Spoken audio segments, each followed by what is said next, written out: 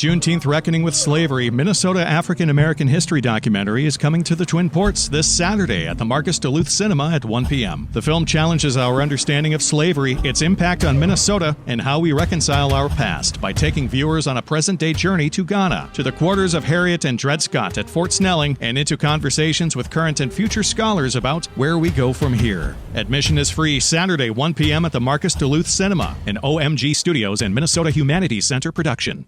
I want to thank everyone for being here. This is a very important film. I want to start by introducing a few people that you actually saw in the film. I'm Monique Linder, and I'm the director and co-producer. And to my left here is Kevin Lindsey, who is the CEO of Minnesota Humanities and co-producer of the film. And you met the BYHAC youth. Like Ra, Tiara, Anaya, and Sensei. And then we have Cully, videographer, editor, all extraordinaire here. So this is the team. And in the film you saw that we traveled to Ghana, West Africa, to film the section in the tribe, immersing ourselves in the tribe to confront slavery. We went there with a proclamation from Mayor Carter. We wanted to talk. It was about healing and reconciliation. And you saw in the film that King Odeneho Kwafo, Akoto III, apologized for his ancestors enslaving ours. So it was a tremendous moment in unification with the tribe who participated in the transatlantic slave trade. So I want to start by having this conversation, which we say, where do we go from here? It's a powerful conversation that we have after all the films, and we've learned a lot from the community by being in community. And the talks, the conversations are meant, again, to unite and heal.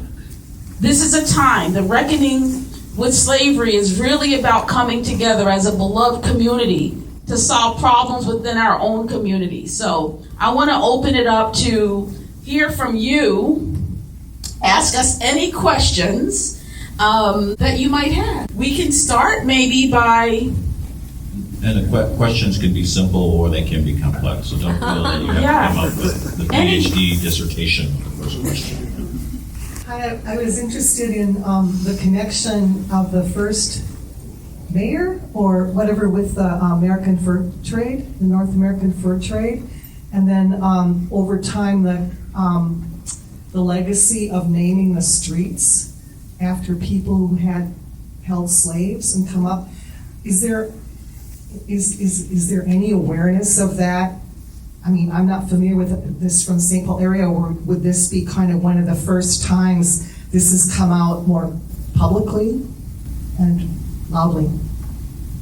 So I've had a chance to, you met Dr. Christopher Lehman within the film, and I've had a chance to have and be on stage with him on a couple of different occasions. And most people in Minnesota were unaware of sort of the connection to Senator Aiken making the investment and being able to keep the University of Minnesota afloat. We talked about a couple of streets within St. Paul, but just in and around the Minnesota Humanities Center, you will see the names of various Southern flowers. And again, that's because of the investment of Southern slaveholders in the Payne-Phelan neighborhood within St. Paul.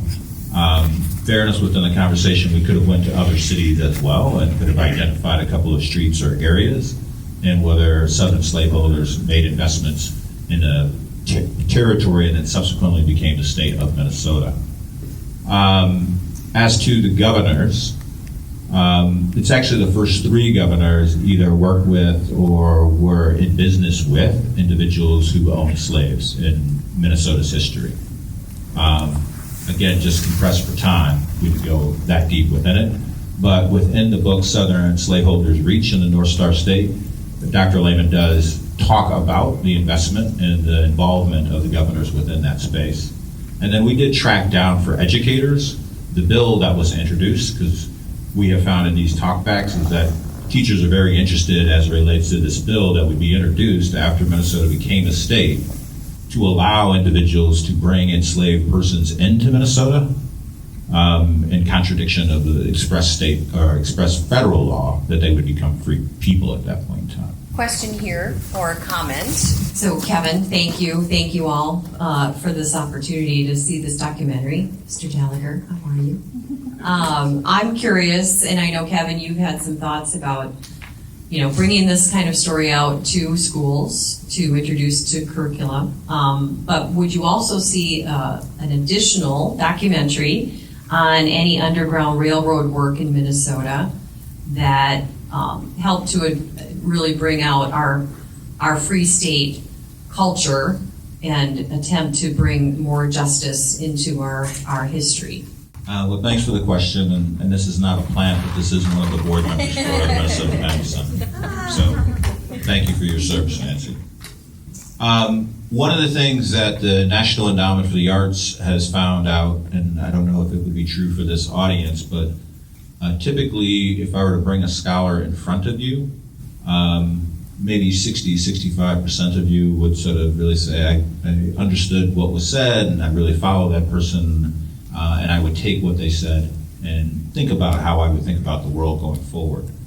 By putting them on film, the percentage goes up by 10% for the same folks. So there's something about the power of film. So you will likely see more from cultural organizations, institutions weaving in and using film more. And then within the classroom, we tried to, within this, take elements of time in 2 to 4 minute increments. So we talk a little bit about 1850 to 1854, what's happening within that, so that could be carved off as a 2 or 3 minute increment, and it could then be used in classrooms.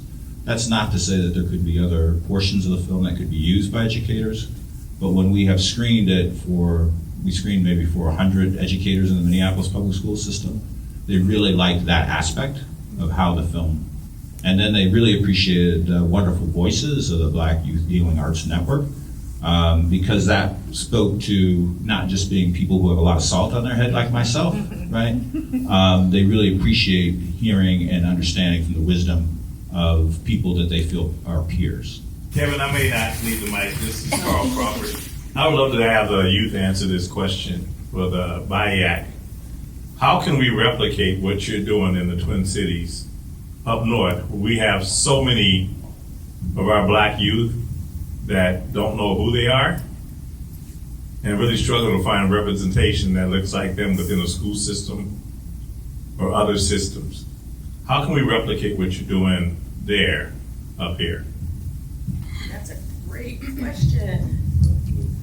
Who wants to take this? I thought everybody would get it. I was going to say, just quickly, before thinking so big, we can start really small with ourselves.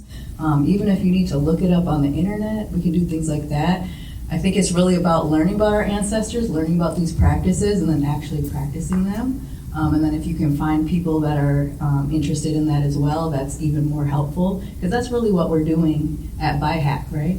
We're learning from each other, we're learning about what our ancestors were doing to heal themselves, and then learning even more scientifically about what that does for us, and then practicing it together. Does anybody want to add on that? So when we first started, it was just every other Sunday in a church, and we were blessed to use the space for free. So if you can get a group and just convene once or twice a week and then just build upon that, I would say that's a great place to start.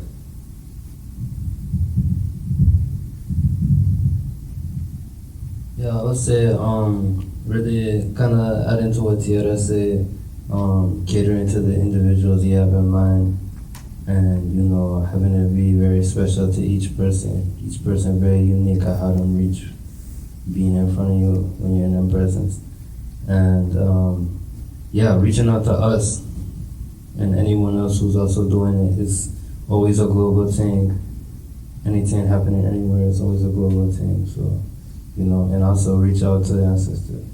I think building community has a lot to do with just connecting with each other I think establishing values and principles and understanding, having common knowledge on like what are we doing this for, what do we want to do, is a really good, it's a grounding tool to bring people together to understand what are we doing together. I think that's one, and also knowing that building community here doesn't have to stop here, and us building community at the BYHAC doesn't stop there either. So connecting across borders and cities is also very important. And I'd like to add, this is our 5th film. Every Juneteenth, we come out and we tell a different story that connects what's going on today to slavery, right? And so you can use these films, whether it's in the classroom or at home. You can share it. And our films are online at omgmediasolutions.com. There's a bookmark either in your bag if you took it, but it's on the table, has a link where you can find all of our films. But it's important. This morning, for example, we filmed a segment for our next film at the lynching memorial here in Duluth. And so it's important that we tell these stories and bring this history to life. And we say pass on to future generations to make sure that this history never repeats itself. And to come together as a community because we believe that our issues can be solved in our communities by working together. Thank you very much for this film. And as somebody who comes from Ghana, and actually last month I was just at Odeneho Akoto's palace. I went there with a few people. So this was really personal for me. Just a few weeks ago I was in Ghana. And I usually, I'm a professor at University of Wisconsin Superior. And I usually take students and community members to Ghana. And part of it is, of course, to go through the Cape Coast castles and everything. And I think part of this conversation is also how do we get young people to be able to make these trips. I think it is really important for young people to go back to the continent as you make these connections and to actually experience some of these cultural practices. My friends and family that I have here have been to Ghana. And it was just part of our grounding process to make sure that they understand some of the cultural practices and how they are connected to it. So I think part of that bigger conversation is how do we get more young people to make this trip and to immerse themselves and to regain some of those cultural knowledge and wisdom. So thank you very much. Thank you. What is your name? Ephraim. Yeah. This is the first time we've had someone out in the audience that has been to the tribe, the Akwamu tribe. And so Ra has been there, Anaya, and Tiara. And of course, Sensei is from Africa. and so why don't you talk about that experience? Because I too believe that it's important. And that's what we do. We take the youth along with us. So Ra was part of our production team when we went to Ghana. Anaya and Tiara went on a different occasion, but it is important. Why don't you talk about that experience? So I feel like that is very important to have Africans go back to Africa is super important in this work and in this conversation. And fortunately, not too long after Ra and Monique and the delegation came back, me and Tiara had the opportunity to go to Ghana with a different educator and mentor in St. Paul. So I did go to the Cape Coast Castle. I did go to the Last Bath. I was very close to that history, and to be that close to the history, to be like, this is the ground that has been here all these centuries when my ancestors were here. It's a very beautiful experience and something that I'm still taking in and still trying to take with me, and that I'm always going to take with me as I continue forward in this fight as an activist, as a young person growing into an adult. It's very beautiful to have that with me in my heart. I just want to say, I thought it was really beautiful that I felt like my family was there across the world. And it's something that I didn't think of before. So I'm trying to think if the king told us that. I mean, he said it here too. More people told us that. They were like, you coming back is like our family. You were literally taken from us. We didn't know what happened to you. We wonder about you. We have that feeling in our bodies, in our minds, like what happened to my family that was taken away. So when you come back, we're like, oh, my family, look at you. You're thriving. You're here, right? And I want to say about the last bath too. We go to the last bath, we're understanding that we're in a river where our ancestors were before they went to the slave castles. And it makes me feel empowered, honestly, and sad, but also just knowing the heaviness of what happened and realizing that we're still here, like we're the proof of how strong everybody in our line was. Like, wow, it's so empowering. And that's a part of us, right? So I think that's something that maybe we don't have before we understand that depth and feel that depth of like, that is who we are too. Right, and then we talk about Sensei, man. Sensei, I love you so much. So Sensei at BYHAC actually talks about a lot of things, but we learn about what happened before enslavement, or before like 1500, you know what I'm saying? And we learn how beautiful our ancestors were and what they were doing, their mindsets, their languages, the way they love each other and take care of each other and the land. So yeah, I do think it's really important for us to have that empowerment, to have that knowledge, and then that makes us powerful, but also gentle too. I think I'll speak for myself. It makes me more gentle because I just see how harsh it could be, and I feel that strength, but I also know how much I don't want to go there. So I'm going to be that light and that ease for folks to come to.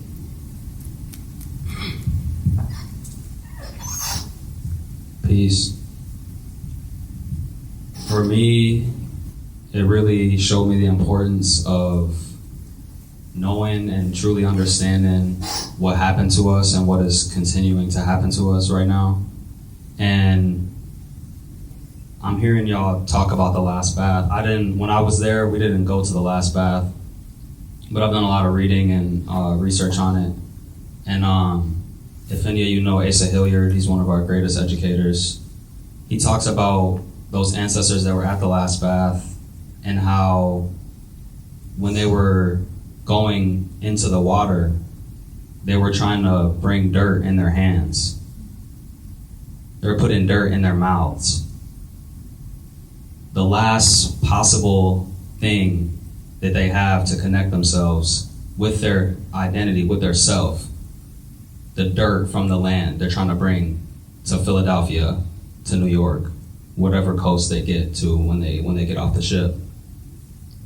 So I think it's really important to go there and to see with your own eyes, because it's the videos and the pictures are one thing, but when you're in the room and when you feel the energy and when you smell that building and you look up through the hole where they're supposed to be so-called in church, it's just really like, it's really eye-opening, but it's really telling of how hard these people had to try to remove us from ourselves.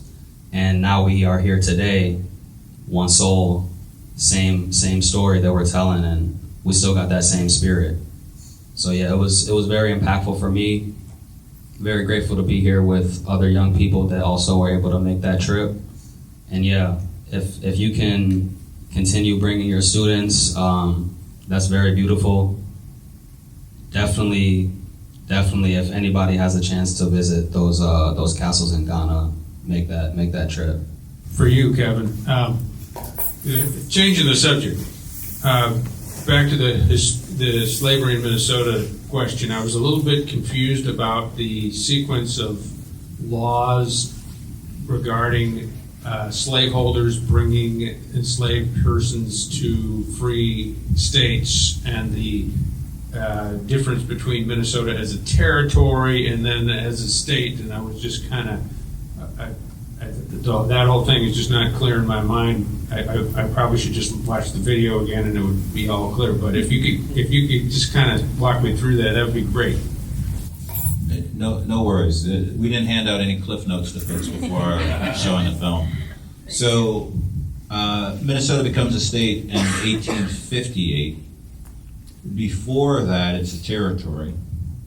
So prior to the Dred Scott decision, the thought was that if an individual who enslaved individuals brought someone to a free state, then that person would become a free person. Then the idea of a territory being brought into a territory that would not change the status of the enslaved person under United States law at that time. So the Dred Scott decision is really challenging the ideas that if I'm an enslaved person and during the course of my travel with the individual who's enslaving me, at some point in time did I end up into a free state, even though I might now still be sitting in a state that recognizes slavery, then I would have become free. So that happens in 1857, and the Supreme Court goes further than the narrow question which was presented before it. And that's changing what was understood by Congress, is that a territory would not,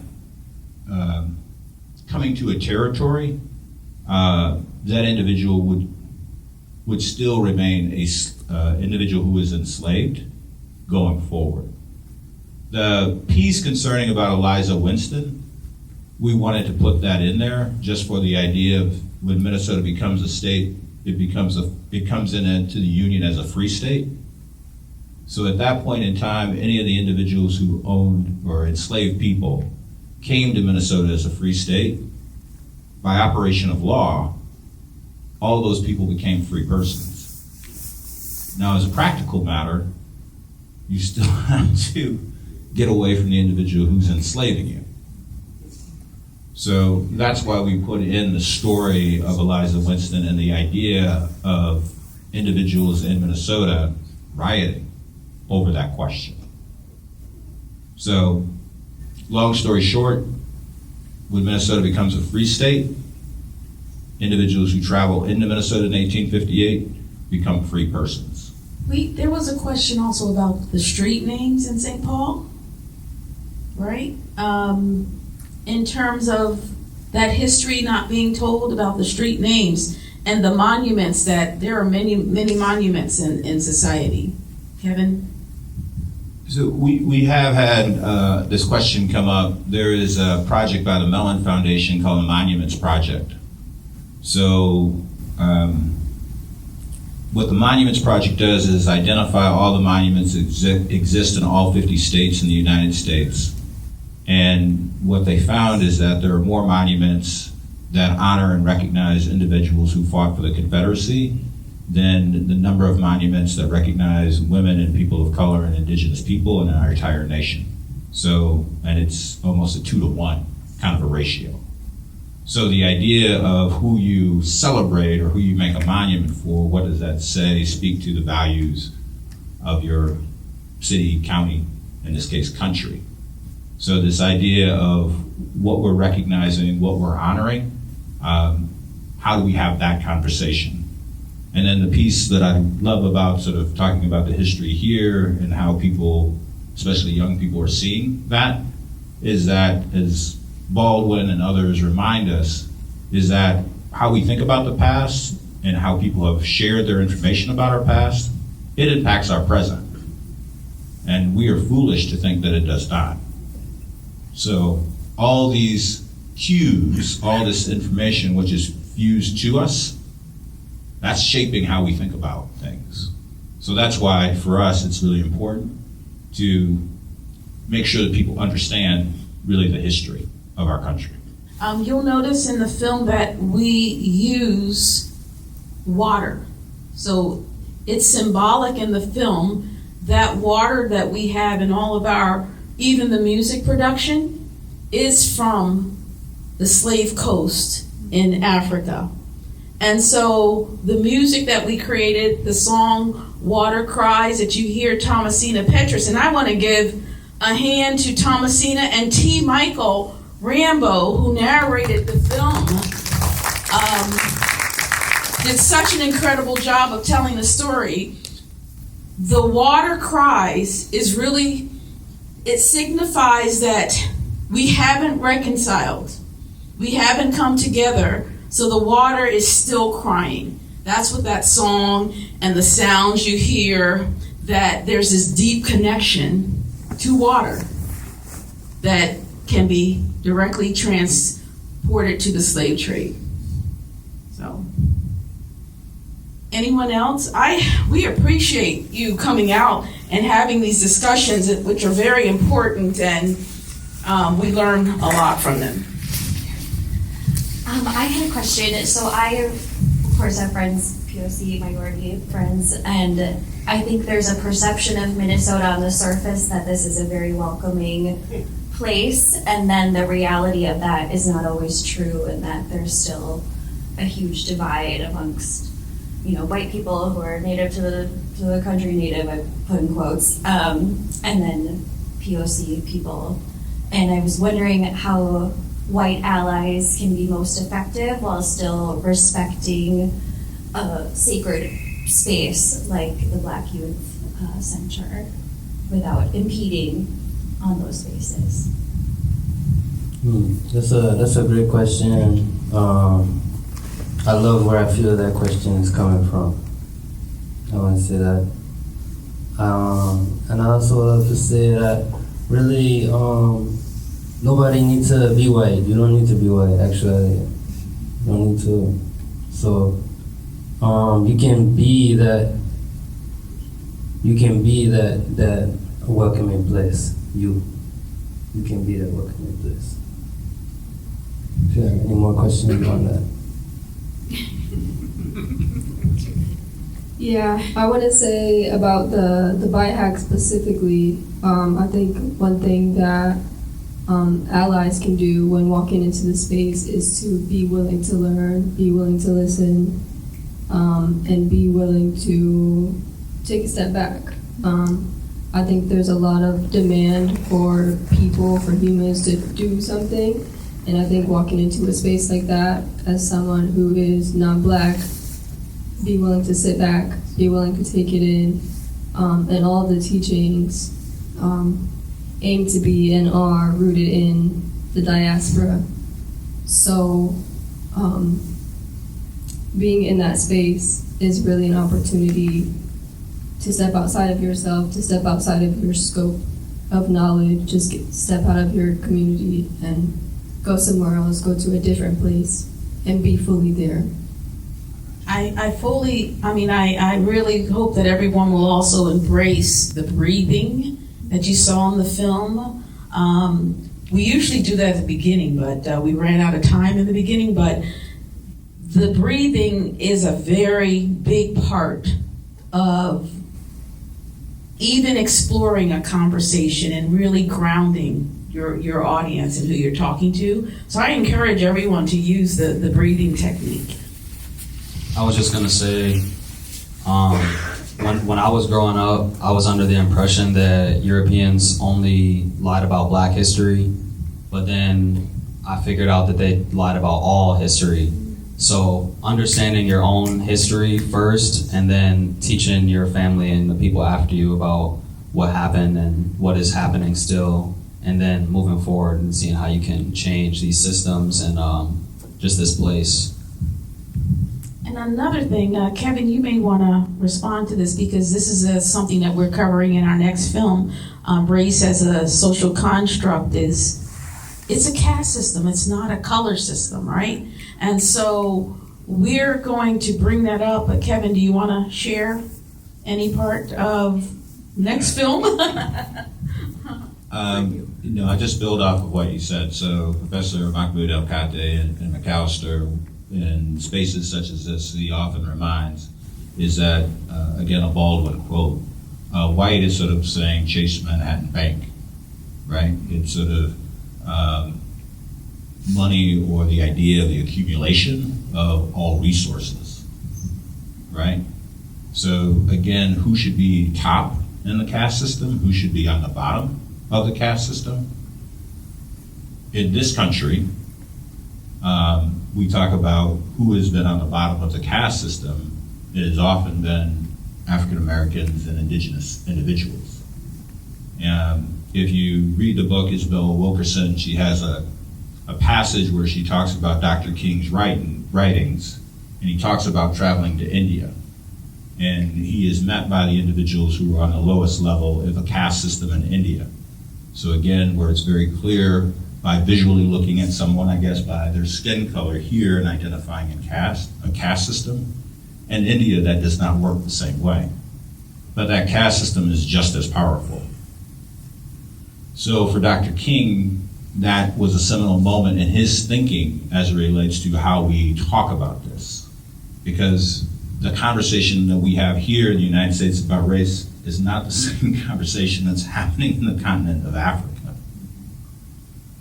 So for us, we think that we have to push this forward, because sometimes people get lost in this conversation where it feels like it's us versus them. And if you're truly to have a democracy, you're truly to have the idea that all have a right to pursue life, liberty, and the pursuit of happiness, that runs contrary to a caste system. And that, I think, is probably the question for us, as I say, for the next 250 years of the Declaration of Independence, which comes up in 2026. Are we honestly breaking down a caste system that existed at the beginning and really trying to live into the Declaration of Independence? Beautiful. There's an amazing film called Origins. You watch that film and you'll see the story. It's a film that was created by Ava DuVernay, and it's about Isabel Wilkerson's book, Caste. So if you get an opportunity, please watch that film. Anyone else? I just have to talk about what's happening right now. We talk about not allowing history to repeat itself, and 4 days ago, we had an election, and we're watching this thing repeat itself. And I don't know about you, but I can't walk through a store, a mall, or anywhere without my people coming to me and saying, what are we going to do? How are we going to get through this? And I don't have the answer. All I have is the pain. So when I looked on the film, the last question was, where do we go from here? I don't know. I'm like, one thing I would say, which sounds familiar what I already said, is like, we gotta take care of ourselves first. It's easier for us to find the answer when we can quiet down, and then we can connect. So I know folks have a lot to say about it, so that's what I wanted to say. We have a response right here too, so let's. If we've come this far, I'm gonna use a biblical term, by faith, with all the film we saw, and the history that Minnesota went through, and we still came out. We still survived. That tells me I am going to make it. I am. You talk about a foundation. The foundation has already been established. I shall stand. In case the foundation is sure, I'm not going to fall. In spite of the situation, I'm going to overcome this. It may be difficult, it may be hard, but I'm going to come out to the end. That's my answer. And if you're anything spiritual, we're talking about spiritual and breathing. It doesn't stop until I, what? Die. I'm not dead yet. So I'm still breathing. and I will overcome this. That's my answer. Very powerful.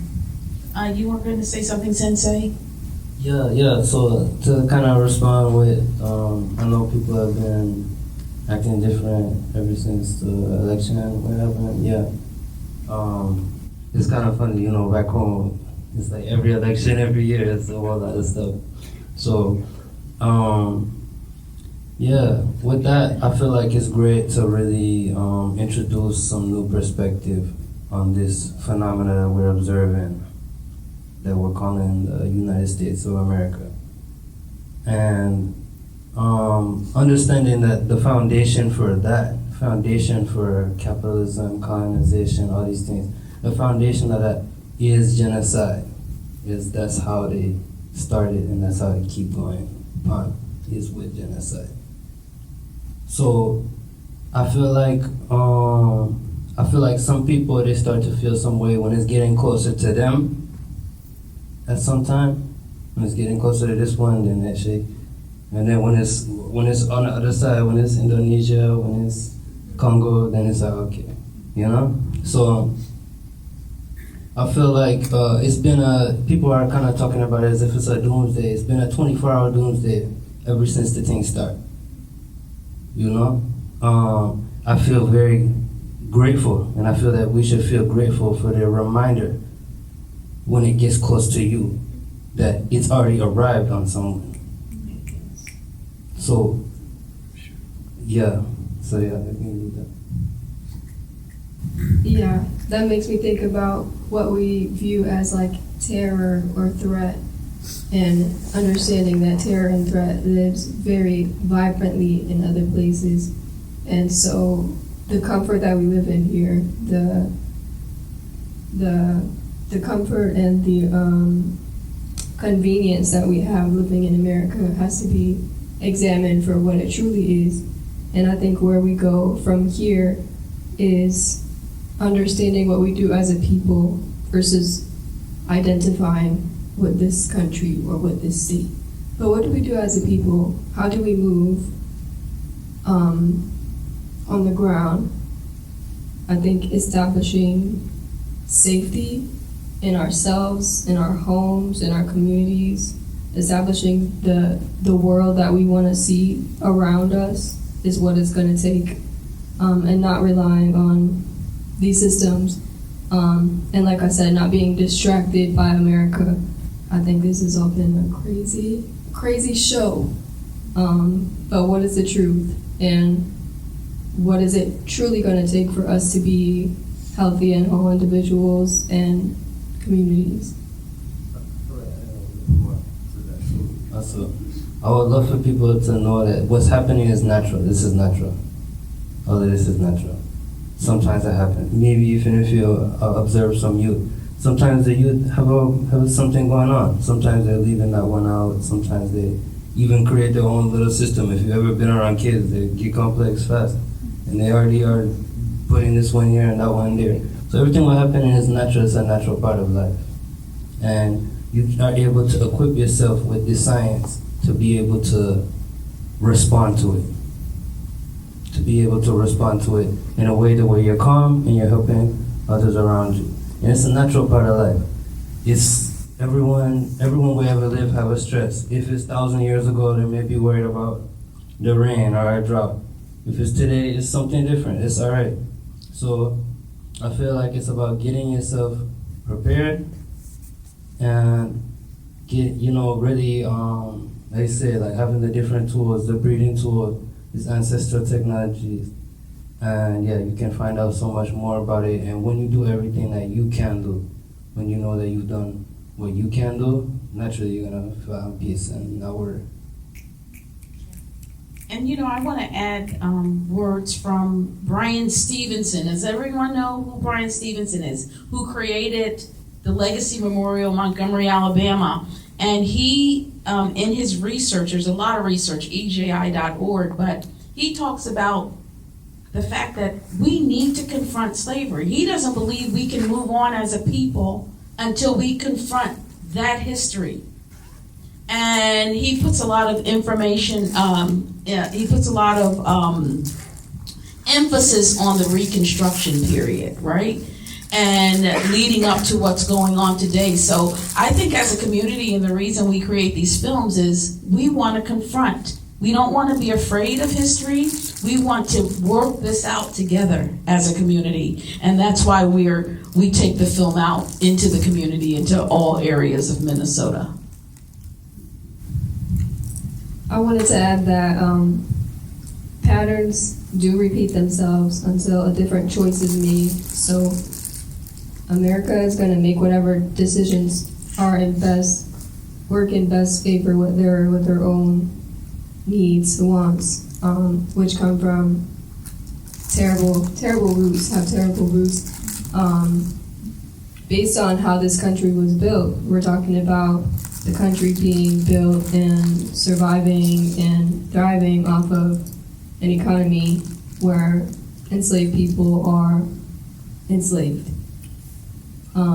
So we have to strive to make different choices as a whole, and that does start like with us. And I think Kevin speaks to and has spoken to before about getting involved with the people who are making decisions, and that is necessary. I want to ask if I can lead us through a tool before we leave. I want to ask if I can lead us through a tool before we leave. Yes, absolutely. Okay, cool. One thing I want to add before you do that, and unless we have any more questions, that would be a great way to end the conversation. Kevin mentioned Professor Mahmoud El-Kate, and what I'd like to say in relationship to what we just experienced, right, this election, is the propaganda, right? That machine won. And Professor El-Kate always talks about our society. We're living in a society where white supremacy is the biggest threat to democracy and to freedom. And he also says that we're a society that's so infatuated with celebrity. And so these are the things that we have to work on in our community, especially with young people. Not these young people, of course, but we have to really figure out that connection, because there's a deep disconnect in our society with young people. And so that would be who I'm really concerned about, our future leaders, and the time that we take to develop them, to educate them on this history. I spent the summer with St. Paul Public School teachers developing and integrating the history into financial literacy curriculum, which is now mandatory in St. Paul Public Schools, because our entire economic system was built on slavery. And so you can't leave that conversation, that connection, because it's very systemic. And economically, what we see today, so you have to do that. You have to make sure we're bringing young people into these conversations. Again, there may be folks in this room that would not have voted for the president-elect, but I think we all have to also realize that 73 million people who live in this country did. So the need to actually have meaningful conversations with your neighbor, even if you disagree with them, is going to be vitally important. Before the election, I felt that we were very polarized as a nation, and I still feel very polarized as a nation. The election did not change that. So if we are truly to cast off how societies have exploited, whether it was a king or a queen or a monarch, or being an economy based on exploiting individuals through chattel slavery, we have to figure out a way in which to create a new system where it's not a scarcity model, and that there is enough for all, and that all are valuable, all are worthy. That's really what we should be aspiring to. That work is not going to be easy for me, I'm reminded of sort of the moral arc of the universe and sort of the comment by Secretary Holder that it takes our hands to bend it toward justice. We just can't assume that it's always going to move toward justice.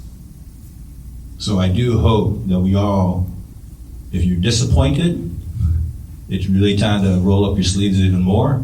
And if you're happy with the election, I got news to tell you is that there are a lot of people who are scared and fearful, and some folks within your coalition are acting in a way that I don't think that you're probably as happy to know about already, because we're getting some of those calls from folks that receive grants from us. So we have to figure out how to truly value one another. All right, Aniga's gonna lead us in breathing. I wanted to lead us in a tool because we haven't had a chance to take a breath today as a community, and that is super important. So I'm gonna ask that you get comfortable in your chair. Find some safety and security within yourself right now. Remember who you are right now. I'm gonna ask if you can place a hand on your heart. You can place a hand on your stomach if you would like, anywhere else if you would need to. First, pay attention to your heart. What are you feeling right now? What is your body telling you currently? I want you to take an inhale through your nose and exhale through your mouth. Inhale, filling up your belly. Exhale, waiting it. Let's inhale and exhale. Got space to take a couple more breaths on your own. Remembering this stillness. As you just created this stillness, knowing that you can create it anywhere you are. You can create it amongst the turbulent times. Let's take one more inhale together. Inhale. And exhale.